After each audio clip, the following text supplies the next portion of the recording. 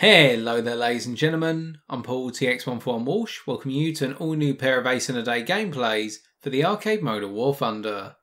In today's episode we shall be reviewing the Ki-102 Otsu, a Japanese heavy fighter coming at a tier of 3 and a battle rating of 3.0.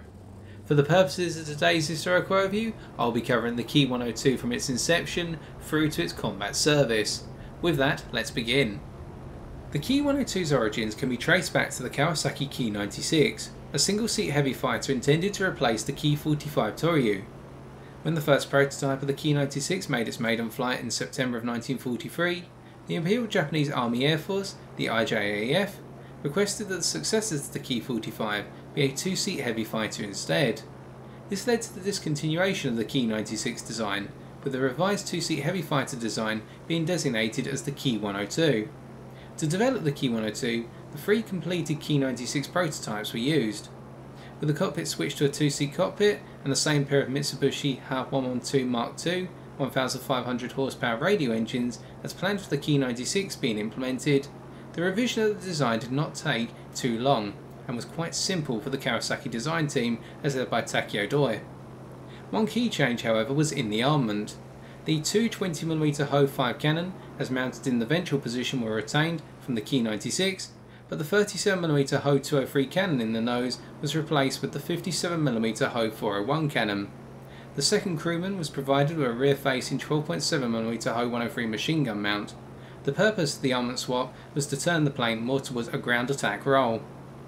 By March 1944, three prototypes of the Ki-102 had been constructed, with the first undergoing its maiden flight in this month. The success of subsequent test flights conducted led to 20 pre-production Ki-102 aircraft being built between April and October of 1944. However, in parallel with the continuing development of the Ki-102, work was ongoing in developing the single-seat high-altitude Ki-108 heavy fighter. This work had stalled somewhat due to difficulty in producing a hermetically sealed, airtight pressurised cabin. As a result, it was decided in February of 1944 that a high-altitude version of the Ki-102 was needed to act as a stopgap, this plane being designated as the Ki-102 Co variant.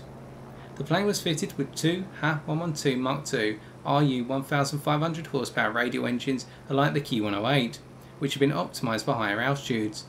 Additionally, its armament was switched back to that of the Ki-96, the combination of two 20mm Ho-5 cannon and a single 37mm Ho-203 cannon. The defensive 12.7mm Ho-103 machine gun was removed. 6 pre-production Ki-102s were converted into Ki-102 Co prototypes, and a further 20 Ki-102 Otsus were modified into the Co variant. Meanwhile, the main production model of the Ki-102 was to be the Ki-102 Otsu, the plane you're seeing on screen today. It entered production in October of 1944 and saw a total of 215 aircraft produced by the end of production in July of 1945. The Otsu was effectively the same as the pre-production model, besides the introduction of a larger tail wheel strut to improve landing stability. The Otsu would see limited combat service at Okinawa, nothing exceptional, and was given the Allied codename Randy. The final variant, the Ki-102 Hei, was designed as a dedicated night fighter based on the Ki-102 Ko. Its fuselage was extended, along with its wingspan and wing area, to improve high altitude performance. The plane was fitted with airborne interception radar and armed with two forward-firing 30mm Ho-105 cannon, supported by two 20mm Ho-5 cannon mounted behind the cockpit as Schrager music. 2 prototypes were produced by August of 1945, but the end of the war in this month meant that the plane's flight trials were never completed. And so our historical review concluded, let us take a look at how the Ki-102 Otsu handles in the skies of War Thunder Arcade. Our first gameplay for today takes place on the assault map known as Approaches to Moscow, but this will be using the following setup. Stealth belts are 20mm cannon, the reasoning being in my experience the stealth belts are proven to be the most effective at dealing damage over time compared to the other belts. For our 57mm cannon we are forced to take the default belt, which consists solely of high explosive fragmentation and sentry tracer rounds, absolutely monstrous when they hit a target, and as for our defensive machine gun we are taking the universal belts, which are 4/5 armour piercing sentry tracer rounds, which can do some damage when they're successful in hitting a target, but more on the defensive use of our machine gun later on in this review. Our gun convergence is set to the default of 500 metres, noting it does not affect any of our armament as it's all mounted down the centre line, and as for our fuel load, we're taking the standard 30 minutes to ensure we can make it to the end of the game unscathed on fuel capacity. We begin our analysis then by noting that at its battle rating, the Ki-102's climb rate is rather strong and sustainable up to 4,500 metres, at which point the sustainability drops off somewhat. This is important when combined with the attacker spawn, in giving this plane the ability to rival most aircraft for getting to 5,000 metres altitude first at the start of a given match, and this puts you in a prime position to go hunting enemy bombers if the skies are clear for you to do so. And this is an important requirement, simply because at your battle rating you will see a good number of planes, whether it be at the same battle rating, such as the Messerschmitt 109 F1 and the J2M2, all the way up to a battle rating of 4.0, such as the C205 Series 3, all planes which will endeavour to climb to 5,000 metres plus and contest your ability to reign supreme in the altitude regions of the sky. And what this means is that effectively you have to fight your way through the enemy fighters to get to the bombers. Alternatively, you have to expect that your teammates will get in the way, hold up the enemy fighters in protecting their bombers, and you can go through and intercept the enemy bombers without being attacked. The problem we're seeing here is I'm having to go forward and attack the enemy fighters to get them out of the way. And this is something you will have to do in the Ki-102 or get used to, because otherwise if you do not, then you very quickly concede ground to the enemy fighters and you're put into a situation where you lose your ability to use this plane in a key role of bomber interceptor. Now going after the Messerschmitt 109 F1 here, as we go into a turn fight, what we'll see is in a standard turn fight the Ki-102 will hold its ground well, so long as its speed does not drop below 350 km an hour, and we'll come on to why shortly. Initially when going into this dogfight we can see that we're able to hold with the F1, with our turn circle being above average against our mono-engined fighter counterparts, being like that of the F1, a little bit behind the likes of the Spitfire Mark 5B or the Spitfire Mark 2A, and definitely well behind the likes of the A6M2. But against heavy fighters that we're going to be seeing, the only heavy fighters that will match us for turn circle are the preceding Ki-45s, which means that we have the ability to turn fight very well so long as the fight stays in the horizontal, i.e. our opponent, unlike this F1, does not play too heavily in the vertical and starts to bleed out our energy. Now the difficulty with this is, and the reason I said about not dropping below 350 km an hour, is once you go below 350 km an hour, your looping circle in particular becomes exacerbated and the elevator of this plane really starts to struggle. And this will cause you to bleed additional kinetic energy when you're going into your manoeuvres, and therefore your opponents can start to gain the upper hand. Now this is a running motif with most heavy fighters that you're going to see, and it means it puts heavy fighters at a disadvantage versus standard fighters when going into said dogfights. And here the F1 pilot is really starting to realise this now. If they play in the vertical, it makes life much harder for me to get a clear shot on target or at least follow them.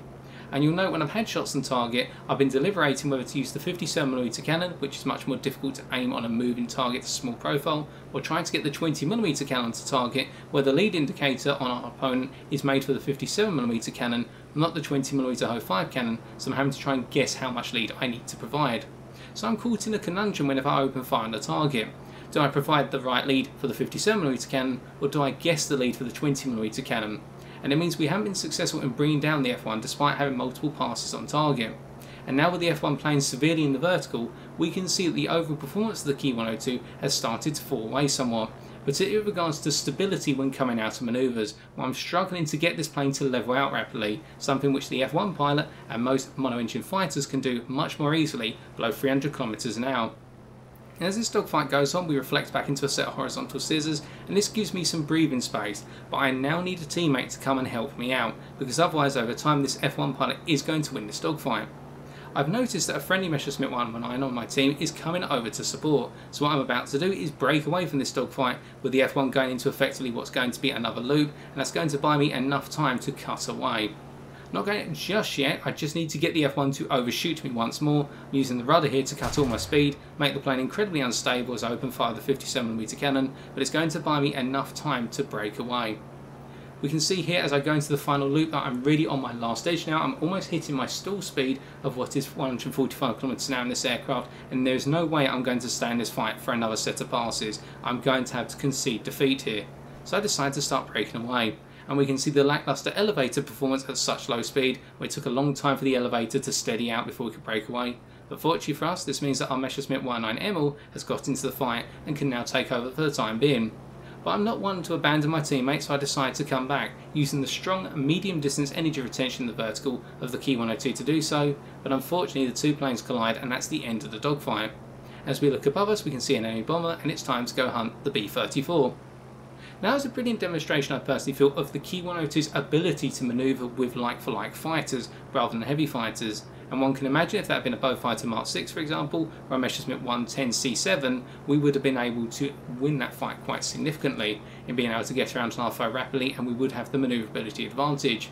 And that means in the Ki-102 there is no heavy fighter you cannot contest in a turn fight, and there are a good number of fighters which, if the fight does not drag on for too long or end up in the vertical, you can contest on equal grounds, if not superior grounds. And planes such as the Focke 490A1, the Yakovlev Yak 7B, these planes are aircraft that you can beat in a turn fight so long as the fight does not go on for an extended period, in that you have the ability to use your initial manoeuvrability advantage in order to gain the upper hand and start raining down death on your foe. But then you do need to overcome the offset in your firepower in being able to guide the 57mm cannon shell onto target, or alternatively lead the 20mm Ho-5 cannon onto target. It's your preference, unless you can get your foe in a straight line out in front of you, and then this issue of lead is not too significant.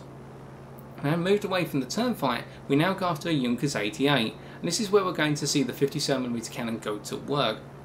And as we close the distance rather rapidly, we can see that our climb rate gives us the ability to follow enemy bombers rather well. And what we find is, despite the drop in sustainability in climb rate at 4,500 meters altitude, which is rather significant, it means that you're not able to hold your climb and gain, say, 2,000 meters plus in a single climb, or with wet staging, it goes down to 1,500 meters altitude.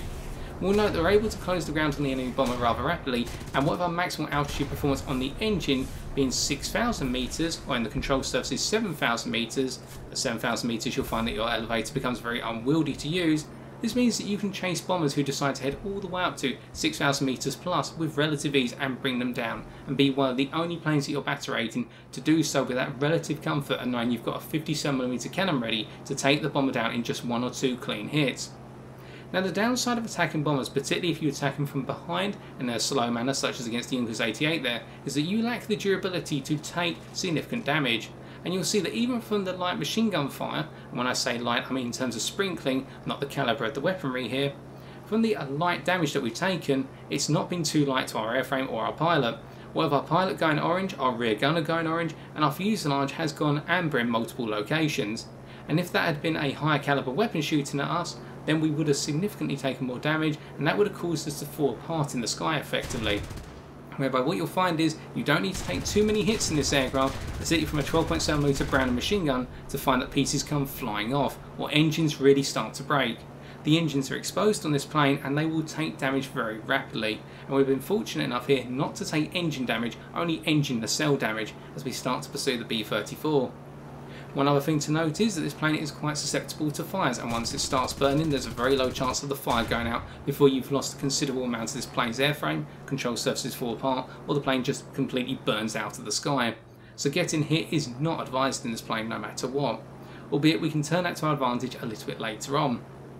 Now, chasing the B-34 here, we can see that whilst we did the silly thing of trying to climb up right underneath them and we stalled out, and we hit our stall speed and our rather atrocious stall recovery, where you'll need to spend a lot of time in getting the nose of this plane to level out and build your speed up to 220 km an hour before going again.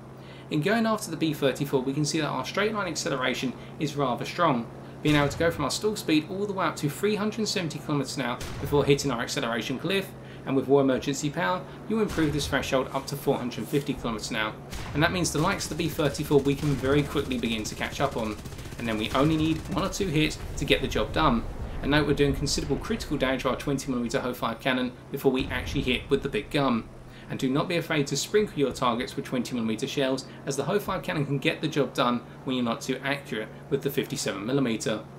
Now, coming back to using our lack of durability to our advantage, a good number of foes may be inclined to go head to head with you simply because you lack the durability for a head on. But if you open fire at long distance, i.e. 1.5 kilometers, if not a bit further, the Ho-5 cannon in particular, that means at longer distances you can cut foes down, particularly if they've got 20mm cannon in the wings, such as that Messerschmitt 109 there, and not take any damage in return and then just break away before they're able to hit you, i.e. get you within sufficient convergence, allowing us to pick up the head-on kill there.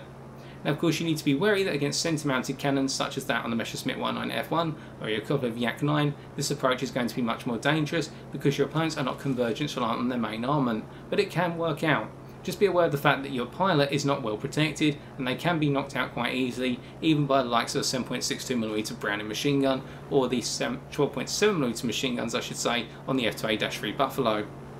And here, closing down the P36A, we can see how we have to change the lead up, aiming approximately halfway along the lead indicator at first before extending onto the lead indicator as we get closer to the target to bring down the hawk.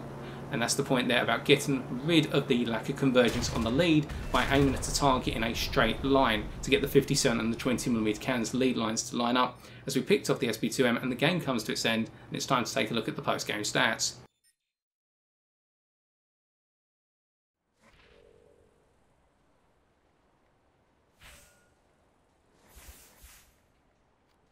With our 5 kills, we're able to pick up 20,210 silver lions and 2,114 research points. In this first gameplay alone then, we've seen how the Ki-102 otsu is a rather capable bomber interceptor thanks to the combination of its firepower, its consistent climb rate that only loses sustainability at 4,500 meters, but not the net climb rate until you hit 6,000 meters, and on top of that, its consistent performance in terms of engine power up to the 6,000 meter threshold, giving it the ability to chase down enemy bombers with relative ease. There's only one precursor to being able to exhibit this role, and that is that you've got a clear sky in terms of enemy fighters. Now you can achieve this as the Ki-102 pilot yourself when going up against enemy heavy fighters in a 1 versus 1 because you have the superior manoeuvrability and particularly turn circle, but going up against mono-engine fighters, there will be a number that you can beat in a horizontal turn fight, but as soon as your foe recognises that they need to force the turn fight into a helical spiral, i.e. move it into the vertical, that's where you start to really suffer, particularly when your speed goes below 350 km an hour and the stability of this aircraft in handling the turn fight falls apart. So it's ideal to pair this plane with a teammate who's flying an aircraft such as a C-202EC who can go ahead and clear the enemy fighters out of the way for you to then go wreak havoc on the enemy bombers. We've also seen some of the limitations in the bomber hunter role, particularly the durability of this aircraft, where it be around the cockpit or alternatively the airframe or catching fire. We've talked about that in particular. And that means that you need to be careful when going after enemy bombers, and you cannot just assume that by having a big gun and a decent plane, you're going to be able to just bring down every bomber you face. There will be some that will do you considerable damage if you don't manage things correctly. Now we're going to be moving on to a second game where we're going to see the Ki-102 otsu outside of its bomber interceptor role and forced into a lower altitude engagement where it's going to need to exhibit boom and zoom qualities, and we'll discuss how well it handles in this regard. For our final gameplay of today, we're on the airfield domination map Kaminsk and we're using the same setup as before.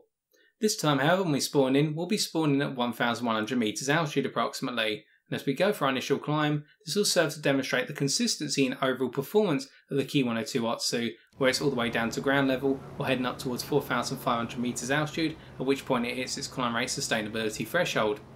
In return, this means that the ideal altitude range of this plane in my experience is very variable, going all the way from 1,000 meters to 5,000 meters altitude, noting the 500 meters above the climb rate threshold point simply because we need a little bit of flexibility in going after the bombers all the way up on high. And we have that of our maximum altitude limit for our engines being 6,000.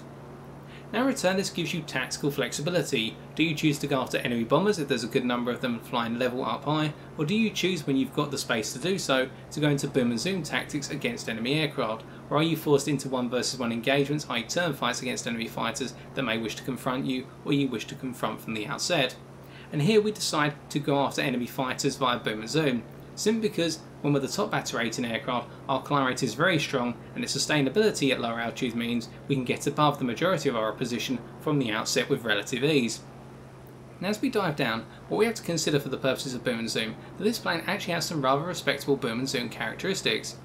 The maximum dive speed is 853 km an hour, while the stronger dive speeds, in terms of maxima, at your battle rating for heavy fighters, only falling behind the likes of the P38 variants that you'll see, the P38E and the P38G when you're in the higher battle rating matches. Your dive speed acceleration however is on the weaker side, in that it's average at best when going up against heavy fighters or even standard fighters, and in return this means you're not typically going to be able to outrun anyone unless you've got a significant speed advantage on them from the outset. And you can see that as we go through these boom and zoom passes, and that it's taken a considerable period of time for us to chase after our foes and get onto their sixes, and even then such as against this P40 Kitty Hawk here, who provide inadequate lead by our 20mm cannon or the 57mm cannon, allowing them to get away with murder on our Sunderland. This means that when going into a dive, it's not really going to be an ideal means of using a dive to catch a foe, alternatively using a dive to get away from a foe. It's only really to hold distance on a foe, and once you hit 700 km an hour, you'll find that your dive speed acceleration begins to drop off drastically, and this only hampers your ability to chase foes in the dive or get away from them even more. In terms of controllability, this is where the picture gets better.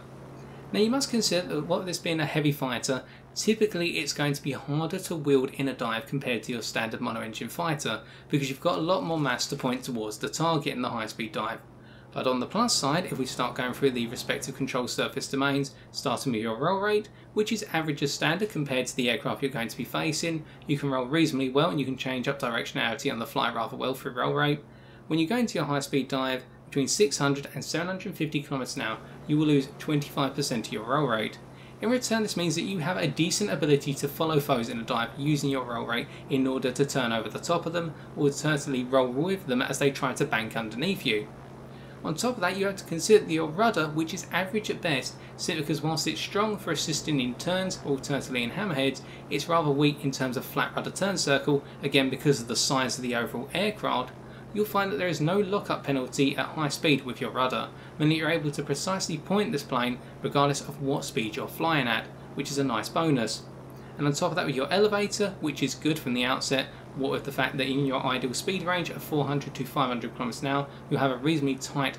elevator turn circle, i.e. the elevator loop. When you go into your high speed dive, it's only between 750 and 800 km an hour that you receive a 25% penalty to the initial response of your elevator. I mean, it takes 25% longer for you to pull up on the elevator from the outset, and this can cause you to crash into the wreckage of planes that you're closely pursuing in a dive. Once the elevator has actually been triggered, your ability to use the elevator is the same as before. And here we're going to use our elevators to start turning up over the top of an I-16 who's been sprinkling rockets our way, and we're going to try to force them to stall out and come down hard on top of them. And then doing this, we can see that in the vertical, the Ki-102 otsu handles very nicely when coming down on top of foes via a hammerhead. And in return, as we dodge the incoming rockets, we take a very light sprinkling from the machine guns of the I-16 on our right hand engine, and this serves to reiterate the poor durability of this plane, particularly its engines, as we almost get caught out by Yakovlev Yak-1, who's now heading towards a stall. We hammerhead over the top before switching down on top of them via a split S, and in return, as they stall out and can't get a shot on us, we rip them apart with our 20mm Ho-5 cannon for a second kill. And this goes to reiterate what we were saying about earlier, the fact that the vertical energy retention of this plane for boom and zoom passes or energy loops is strong in giving you the ability to conduct boom and zoom dives at 1,500 meters altitude with minimal penalty to your kinetic energy. If you dive from 3,000 meters altitude, drop down to 1,500 meters altitude and then reclimb at 30 degrees, you'll be able to get back to 3,000 meters altitude with practically the same speed as what you started at. And this can give you a key advantage in those engagements, or being able to get away from your foes as they try to pursue you back up to altitude. Now, what about energy retention in the horizontal and the straight line? Well, let's start in the straight line, because you have to consider that sometimes passes are not going to work out. You're not going to be able to get away because you conducted the pass too close to the enemy spawn, and you need to fly level and away at low altitude. The straight line energy retention of this plane is poor, in the fact that you only really start to retain your speed at the 540 km an hour mark, which means if you're going to try and outrun your foes in a straight line, such as an F4U-1A Corsair, you're going to have major difficulty in doing so. And when you are being pursued, your foes will catch up to you rather quickly, unless they are an IS-16 Type 27 for example, or a Type 24 more appropriate for the battle rating. Actually a Type 27 just as much. And what you do find is that you will struggle to get away from these foes, and you'll be forced into a turn fight. And therefore you'll be forced into that 1 versus 1, and when you're at lower altitudes, that'll typically go from a 1 versus 1 to 1 versus many, or alternatively a furball, and you only need to be hit a couple of times, as we've expressed multiple times over the course of this review, to come into difficulty and be ripped apart. Now here we make the mistake of going for the Fury and carrying too much speed to go for them, and we have to carry our momentum through here, dodging the incoming presence of the V156. And as we do so and we break away at this point, it's adequate that we now come onto the horizontal energy retention, which we have seen a number of times is actually rather good for conducting multiple horizontal manoeuvres for turn fights, and you'll retain your speed rather well in general when making manoeuvres in the horizontal, whether it be a turn fight or just a singular turn when coming out of a dive. You won't bleed too much energy. But in getting away from the centre of the map, we must now come onto the defensive machine gun. What good is it? In my personal experience, I've yet to actually get a kill with a defensive machine gun. I've picked up multiple assists but no kills, and I personally feel the defensive machine gun is only there as a warning measure. It's not going to be a deterrent to those who are dedicated to ripping you out of the sky, and it's not going to bring down foes very rapidly at all. So use it just as a means of giving you that sixth sense of knowing when you're about to be attacked from behind if you let a foe get too close because you're not checking your six frequently enough. or alternatively flying through the middle of the map and picking up the occasional assist just from the spray of the machine gun, as you can do. Besides that, however, what else is there to know?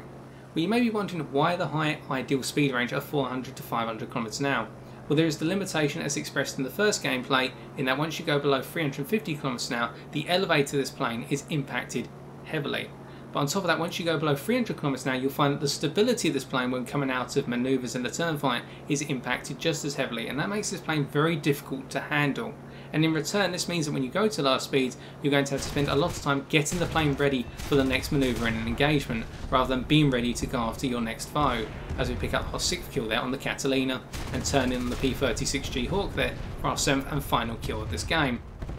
Breaking away once again, we're going to make sure we can get away from the furball simply because it's being dominated by the enemy team, and the odds aren't looking too great, and picked up a considerable amount of damage already, and we don't want to push our luck. As we saunter off into the distance, it's been a reasonable game, and we can see how the Ki-102 otsu works well in that boom and zoom capability role, using our climb rate here to dominate over the top of our foes and give ourselves the breadth to go into the next manoeuvre or the next attack. Game's about to end, just waiting for the tickets to bleed out at this point, with our team's presence being very limited, but as it does, it'll be time to take a look at the post-game stats once more.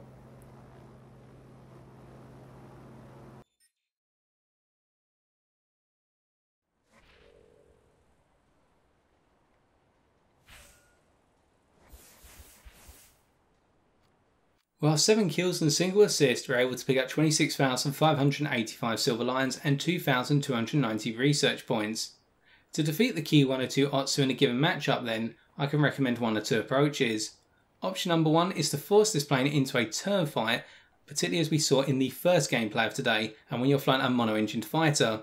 The logic behind this is if you can force the turn fight into the vertical by the means of a helical spiral or alternatively a series of loops, you'll take away the airspeed of the Ki-102 otsu and force it below 350 km an hour, at which point the elevator of this plane becomes significantly heavier, and below 300 km an hour, the overall stability of this aircraft when going from manoeuvre to manoeuvre is weakened somewhat, and it means the Ki-102 pilot has to spend more time getting the plane ready for the next manoeuvre rather than trying to come around on your 6, and in return you can start to really gain the upper hand in the turn fight. Option number 2, when flying a heavy fighter such as the P-38E Lightning, or alternatively a wide turn-in standard mono-engine fighter such as the C-205 Series 1, is to get above this plane over time during the course of the game, as you'll find the Ki-102 otsu pilot can fly just as low as they can high and get decent results, is to get above this plane and strike it hard from above by the means of boom and zoom, as you only need one successful pass on target to rip this plane out the sky completely or its lack of durability.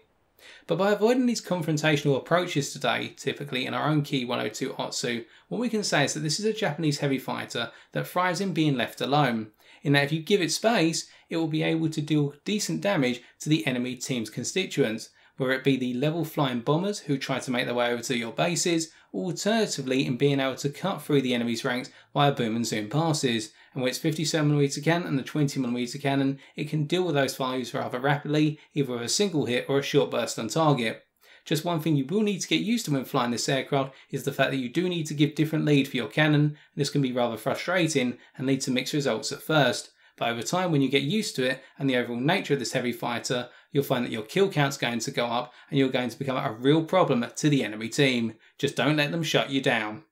And so I've been TX141, and if you have enjoyed this video, why not leave a like, comment or subscribe for future War Thunder videos on my channel. But until next time, as always ladies and gentlemen, take care and good luck in the skies.